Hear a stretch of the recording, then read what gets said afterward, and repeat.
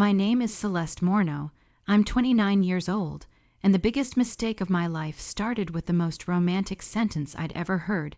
You and me against the world. Celeste, all I need is you. I was 21, standing on the sun, warmed steps of my university library, clutching a scholarship letter in one hand and my boyfriend's calloused fingers in the other. Mateo Rivera was a man who could talk the moon down from the sky. At least, that's how it felt back then. I was the first in my family to go to college a full ride in environmental science. But when Mateo kissed my forehead and whispered that he'd found a fixer-upper in the mountains, that he wanted to build a life with me, I folded my future into his dream like it was nothing. I said yes. I didn't just leave school, I left everything. I left the dorm where my roommates were painting banners for the next campus climate march. I left the biology professor who'd taken me under her wing. I left my mother, sobbing into a towel at the bus station, her hands pressed to the window as I rode away. I told myself it was brave, that real love required sacrifice. The cabin was miles off any paved road, just us, some deer, and patchy reception. We didn't even have a proper mailbox. He said he liked it that way, less noise, less people in our business. The first few weeks were beautiful. We painted the bedroom a soft pine green. He cut firewood, and I made apple pie from scratch. At night, he held me close and told me I was his safe place. You're all I'll ever need. He'd whisper, his voice rasped from smoke and bourbon. But slowly, things started to shift. The first letter I wrote was to my little sister, telling her all about the mountains and how I missed her laugh. Then one to my abuela for her birthday. Then another to my old roommate, wishing her luck with finals. I'd seal them all carefully, decorate the corners with little doodles, and hand them to Mateo so he could drop them off in town. You wrote another one, he said once, a little too sharply. You really don't know how to let go, do you? I blinked, they're just letters. He laughed not kindly. You're here now, start acting like it. That night, he didn't touch me at all. I kept writing, quietly, secretly. Some letters I slipped under his truck visor when he wasn't looking. Some I stacked in a shoebox under the bed. I couldn't help it. It was my way of breathing, of staying human, of remembering there was still a world beyond those woods. Eventually, he started locking the truck. And one day, while he was chopping firewood, I went into the storage shed for a blanket and found a pile of ashes in a rusty tin barrel. White, fluttery flakes that looked strangely like torn envelopes. My hands shook as I sifted through the remnants. There a corner of purple paper, my sister's nickname, Half, burned. I remember sinking to my knees, clutching it like a crime scene photo, my mind reeling. He'd burned them, all of them. When I confronted him, he didn't deny it. They were embarrassing. He said flatly, "You sounded pathetic, crying to your family like I'm some monster. You're not leaving, Celeste. No one's coming to save you. Stop pretending this is some sad little story you can write your way out of." That night, I wrote anyway. I didn't have envelopes, didn't have stamps, but I had a leather-bound journal and a pen with fading ink. I started copying every letter I remembered word for word. I dated them, labeled them, logged every conversation, every bruise from when he slammed the fridge shut too hard, every apology that came with flowers stolen from someone else's garden. I stopped handing him my letters. I stopped believing he'd ever loved me. But I didn't stop writing. By year 2, I hadn't heard a single voice outside his in months. He told me my family had given up. "They're ashamed of you," he said. "They don't ask. They don't care. You left them, remember." Some nights I screamed into a pillow so I wouldn't forget the sound of my own voice. Other nights, I just stared at the walls, afraid to sleep. The trees outside the window looked like prison bars, but somewhere inside me, something began to change. It wasn't rage, not yet. It was clarity. I started to notice things. The way he left his keys hanging by the back door. The way he'd double, locked the front, but forgot to latch the window in the laundry room. I memorized his work schedule when he went into town for supplies. I found the flashlight he used for power outages and tucked it under my mattress. Then one night, I tore a piece of paper from the back of my journal and wrote just 3 words. He burned everything. I folded it, wrapped it in plastic, and buried it behind the chicken coop just in case I never made it out.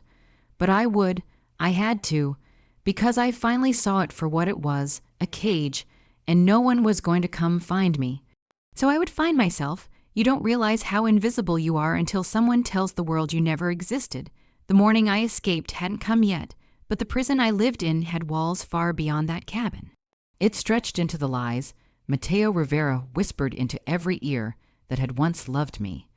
And he started building that lie long before I ever realized I needed to run. After I found the ashes of my letters and the evidence that he'd burned every attempt I made to stay connected, something inside me snapped, and not in the way he expected. I stopped pleading. I stopped crying. I became quiet, too quiet. He mistook it for submission, but I was documenting everything, every sentence he barked, every apology laced with manipulation, every pattern. In my leather journal, I wrote it all down like scripture, each entry a survival map, each page a reminder that my voice still existed, even if only in ink. One gray morning, fog pressed thick against the glass panes, I dared to ask, "Have you heard from my mother?" Mateo didn't even look up from his coffee. No, why would I? She used to call, even if I missed it. I said, testing him. She wouldn't stop calling. He turned to me with a slow, bitter grin. "Maybe she finally realized what you are." "What I am, deadweight," he said simply. "You left them? What did you expect?" But I didn't leave them. I wrote dozens of letters. Birthday cards, holiday wishes, photos, even dried flower petals for Abuela. I told them about the cabin, the way the trees looked in the fall, how I missed their voices. They never got them because he made sure they didn't. Still, I couldn't believe they'd just give up on me. Not my sister Issa, who once ran 6 blocks to defend me when a boy made fun of my braces. Not my mother, who used to braid my hair while singing old Spanish lullabies about lost daughters and fierce rivers. But weeks stretched into months, no calls, no emails, nothing. I didn't realize until later what Mateo had done next. It was at the town grocery store. I wasn't allowed to go often. Too many people, too many questions, he said. But that day, he was in a hurry and dragged me along. I recognized the woman behind the register instantly. Senora Lila. She'd lived 2 doors down from us in the city when I was a kid.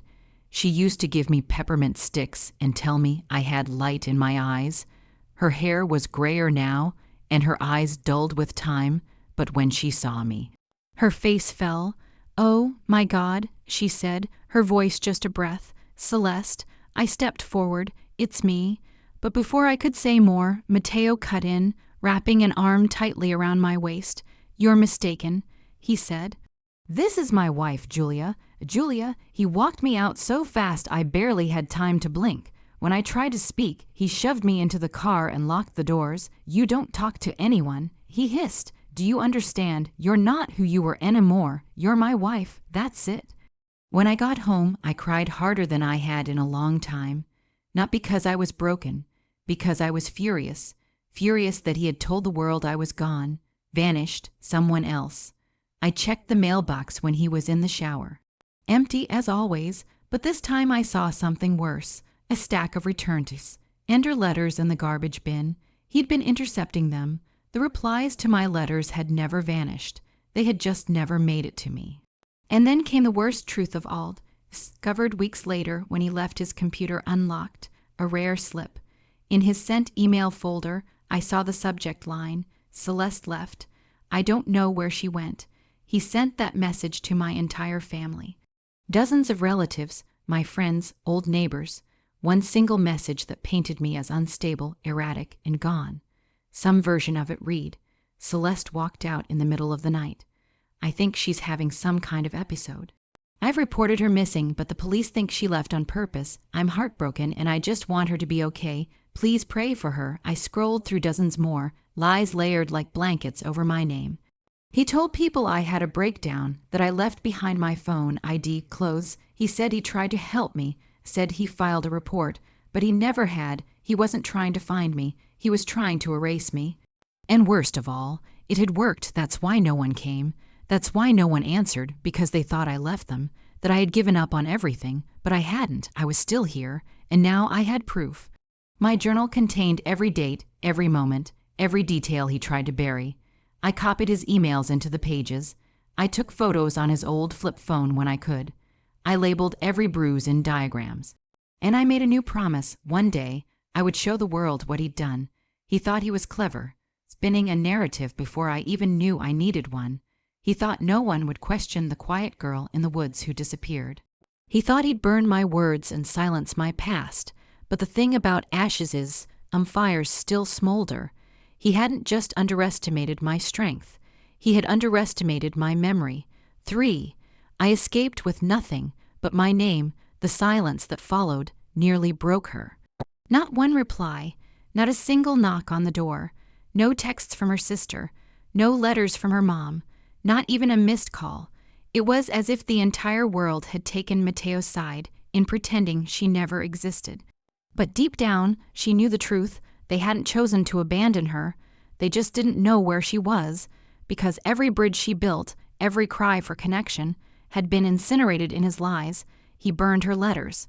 She knew that now, and he told everyone she was unstable, that she ran away, that she'd lost her mind in the woods and left in the middle of the night, barefoot and raving.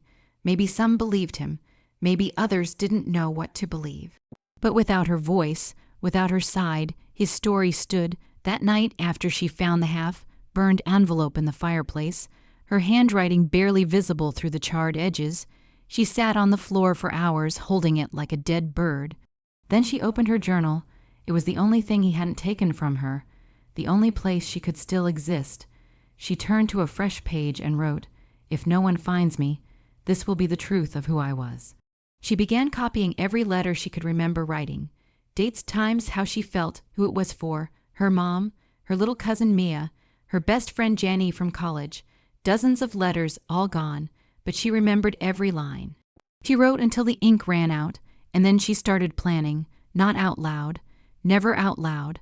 Mateo had a way of hearing things she never said, so she stayed quiet, played sweet, and watched him with eyes wide open. He was getting careless, comfortable. The front door key disappeared from the hook by the window. He now kept it in his jeans, which he left by the bed. The pantry had a new padlock. She wasn't allowed to walk to the mailbox anymore. He claimed he was protecting her from bad weather, but she knew he was preparing for what she didn't want to find out. The plan wasn't perfect. She didn't even have shoes, but she had one thing: timing. He passed out hard on nights he drank bourbon, usually Thursdays. The bottle was already half gone that evening. She waited, watched, counted every breath as he slipped into unconsciousness. When his snores hit that slow, grunting rhythm, she moved. Silently, she slid out from under the blanket, crawled to his jeans, and fished the key from the pocket. For a second, she thought he flinched. Her breath caught, but no, just another twitch. She moved toward the front door, heart hammering so loud she thought it might wake him. She didn't take anything but the journal. Slipped inside her hoodie. She had nothing else, no ID, no phone, no coat. The snow outside was thick and punishing, but she didn't care. She unlocked the door and ran. The cold stabbed her skin like needles.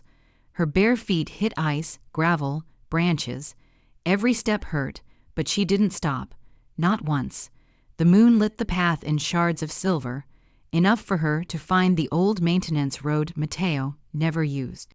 It led down the mountain eventually to a highway. That was all she needed. The snow deepened fast. Her hoodie soaked through. Her hands went numb, but the fear kept her warm. Fear of what he'd say when he found the door open. Fear of what he'd do when he realized the journal was gone. Fear of what would have happened if she'd stayed one more night. At some point, she lost feeling in her legs. Her vision blurred. She fell hard into a frozen ditch and stayed there for minutes, gasping, unable to move. That's when the thought came, what if this is exactly how he wanted it? She disappears and no one ever knows where. He gets to say, "I told you so," and go on with his life. But then, under her chest, pressed to her ribs, she felt it, the journal. She forced herself up, one breath, one step, then another. It took her nearly 4 hours to find the first light, a gas station at the edge of the highway. She burst through the door, shaking, dripping, barely able to speak. The clerk dropped his coffee. "Ma'am, are you?" He rushed around the counter, reaching for a phone. "Do you need?" She tried to say her name. It didn't come out. All she could manage was, "Help."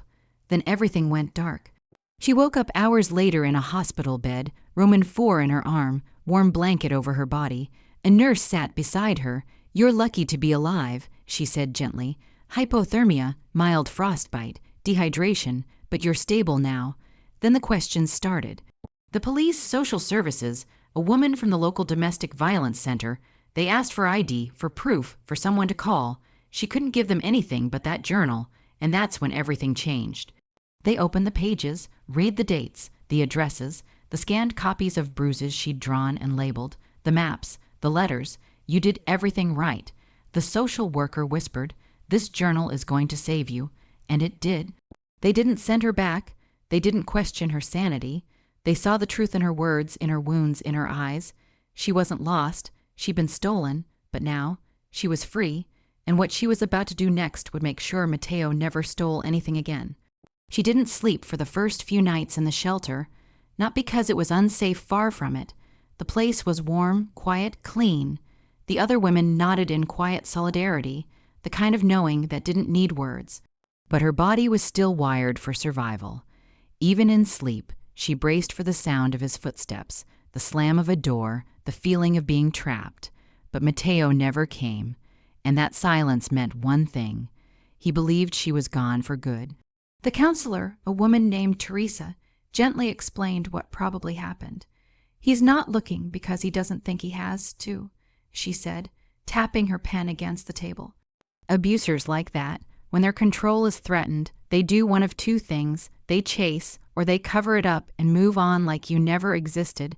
She nodded slowly. "He's doing the second," she whispered. "Isn't he?" Teresa nodded back, "which gives you time. Time to build a life he can't reach." That's exactly what she did. First, she got a new name legally protected under the state's Domestic Violence Relocation Act. They let her keep her first name, but changed her last. It felt strange, like shedding skin that hadn't healed yet, but it also felt like armor. Then came the job. She didn't have a degree anymore. Matteo had made sure she dropped out her sophomore year when things got too busy at home. But she had grit, and she knew how to learn. The shelter connected her with a nonprofit that hired survivors for part-time clerical work, filing papers, organizing data, typing letters. It was simple. But it gave her something she hadn't had in years: control.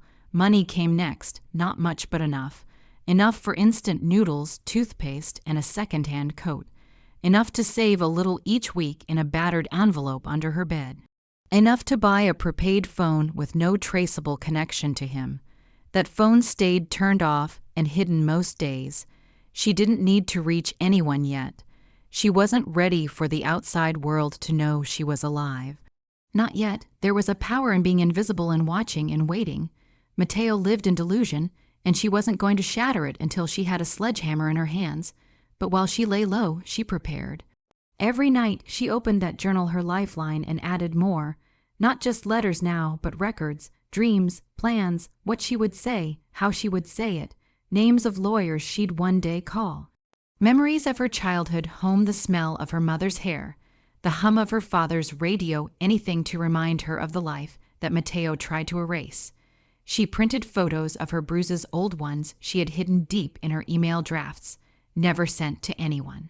She sketched the layout of the cabin, marked the locks, the broken back window, the drawer where he kept his private things, and she started keeping tabs on him again. Through public records, she found out he still lived in the same house, still worked at the same auto body shop. He had even started dating again some local woman who looked exactly like her 5 years ago.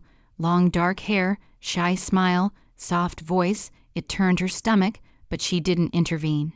She had to be smarter than rage. Instead, she reached out to a local newspaper, anonymously posing as a writer researching domestic abuse and recovery. The editor agreed to meet for coffee.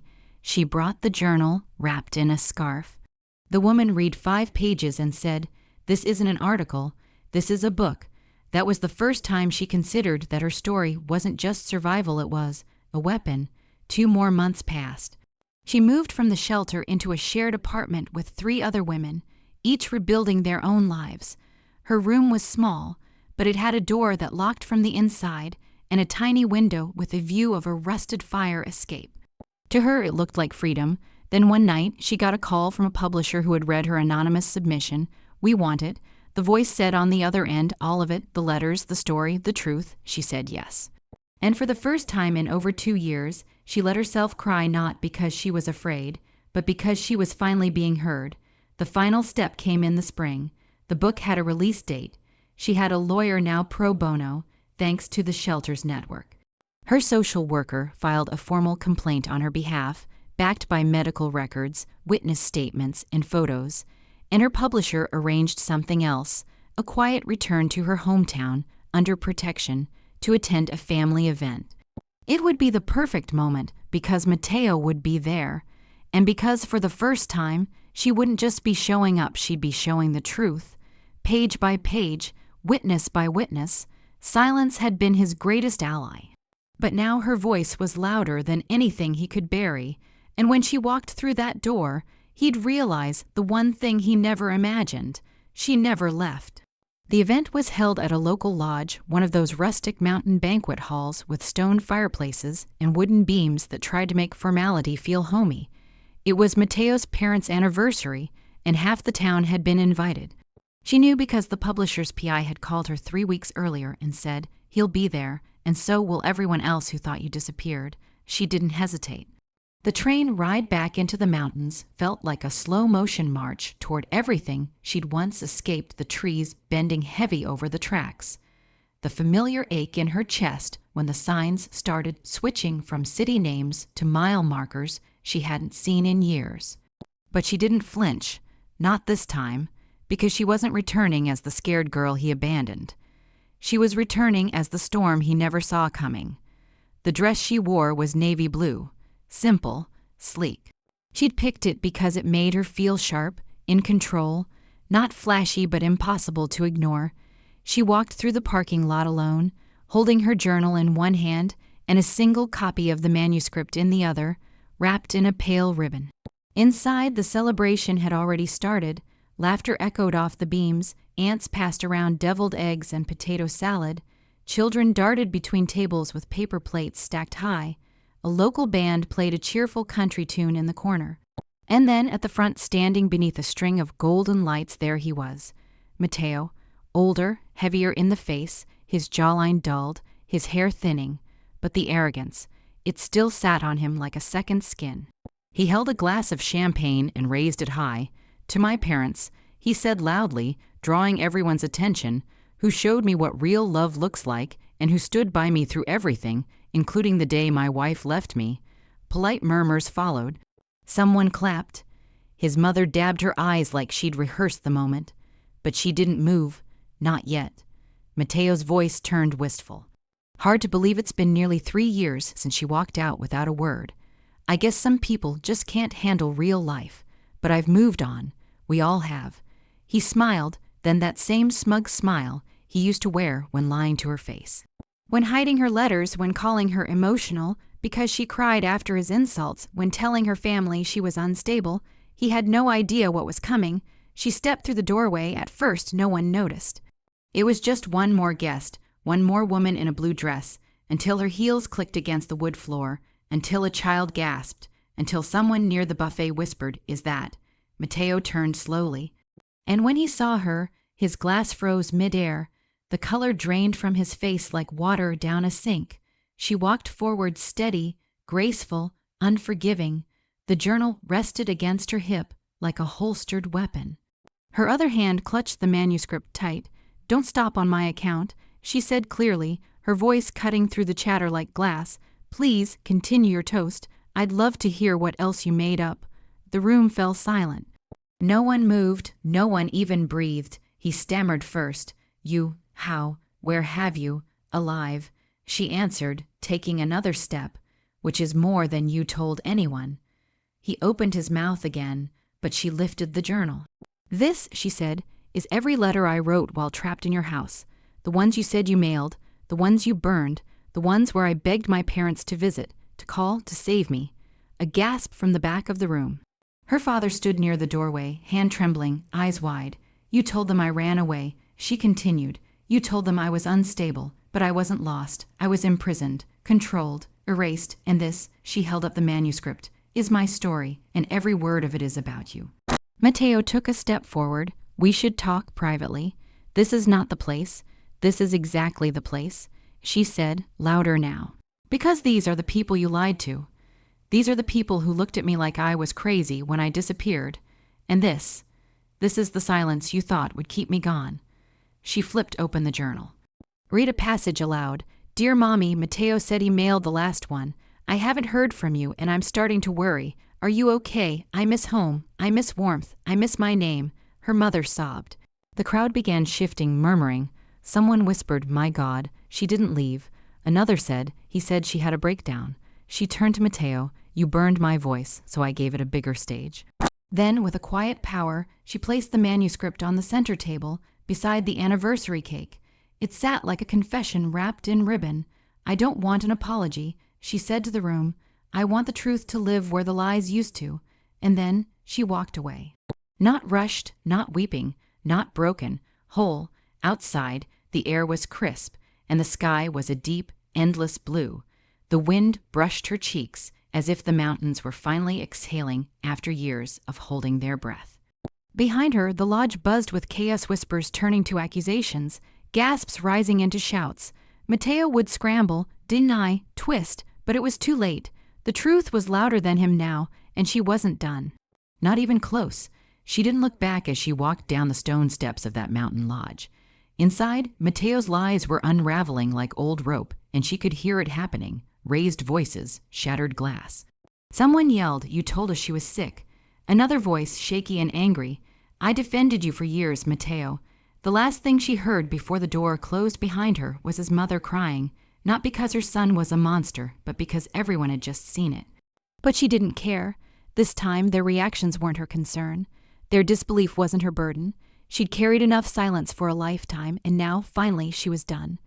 Back in her hotel room, she stood in front of the mirror for a long time. Still in that navy dress, makeup faded, eyes steady, what stared back wasn't the same woman who fled through snow years ago. She wasn't a victim anymore. She was the author of the truth. The next morning, the phone started ringing before the sun had even risen above the mountains. Her publisher, her agent, a national journalist who had read a leaked excerpt of the manuscript and wanted to discuss a possible feature. The letters that had once been hidden in a shoebox under the bed were now being passed from inbox to inbox across media outlets. One of them, the one she read aloud at the party, had been captured on someone's phone and posted online. Within hours, it had over 2 million views. Within days, it sparked a conversation that reached far beyond her hometown. It turned out there were more women like her, too many, women who had been isolated, silenced, manipulated, told they were unstable, told their pain wasn't real. Her inbox flooded with stories, not just sympathy, solidarity. And when her book finally released, the cover was simple, her name, her journal's title, and a faded image of a mountain cabin under gray skies. It hit the bestseller list within 2 weeks. The day it reached #3 on the nonfiction chart, she visited her parents not just to thank them, but to give them something she'd owed them for far too long. Your words. Her mother whispered through tears, flipping through the pages. I thought we lost you. You didn't, she said softly. You were stolen from me, but I found my way back. Her father pulled her into a hug that felt like a home she hadn't felt in years. And when he said, I'm sorry we didn't know, she just held on tighter. Because it wasn't just about blame anymore. It was about reclaiming everything that had been stripped away. A month later, she was invited to speak at a university lecture on trauma recovery, then another on women's rights. Then a TEDx event. She stood on each stage, not as someone who survived, but someone who had risen. She spoke clearly with purpose, often quoting her own letters. She didn't cry on stage, not because she wasn't moved, but because she had bled those tears long ago. Now she was there to hand other women the scissors to cut their own ropes, and all the while Mateo disappeared. He'd been fired from his job after the story went viral. Local news ran a short segment titled, Mountain Man Accused of Faking Wife's Disappearance Faces Scrutiny. But no charges not yet. She wasn't surprised. Men like him often slither away rather than face consequences. But she wasn't finished. With the help of her lawyer and the journal copies, she filed a civil suit, not just for defamation but emotional damages, financial manipulation, destruction of personal property. The court didn't need much convincing. Her letters were time-stamped. Her medical records showed injuries from slips she never had. Witnesses from the women's shelter testified to the state she was in when she arrived, bruised, malnourished, terrified, and then they described who she'd become since, unstoppable. One of them said on the stand, she won 6 figures in damages, a legal acknowledgement that what had been done to her was not invisible. But more than the money, it was the judgment transcript that mattered, because this time it was official. Mateo had lied. And she had not. Years ago, he burned her letters like they were garbage. Now they were published in 5 languages. He told her she'd be forgotten. Now classrooms studied her case under psychological isolation and gaslighting. He said she was nothing without him. Now she had a movement behind her. She launched a nonprofit to help women in remote areas gain access to emergency resources, mental health support, and legal aid. It was named Lighthouse Letters because she wanted her words to become the light others followed home. Every dollar she earned, every message she received, every girl who walked up to her after a speech and whispered, "That happened to me too," was a brick laid into the empire she was building, one he'd never be allowed inside. And then one day, nearly 2 years after she knocked on that banquet hall door, she drove back to the cabin, not to reclaim it, but to see it one last time. It was empty, for sale. The paint had faded, the roof looked worse, and the fence was barely standing. A "For Sale by Owner" sign hung crookedly, and the weeds had taken over the garden where she once grew rosemary. She stood in the driveway with her journal in hand, then turned and walked away without taking a single photo. Because she didn't need a memory of the place where she was broken. She had everything she needed in the place where she rebuilt, and when she drove away, the mountains behind her no longer looked like walls. They looked like a horizon. The same door he once closed to keep her trapped, she had walked back through it, not in shame, not in tears, but with a voice loud enough to echo past every lie, and that voice, it was hers now, forever.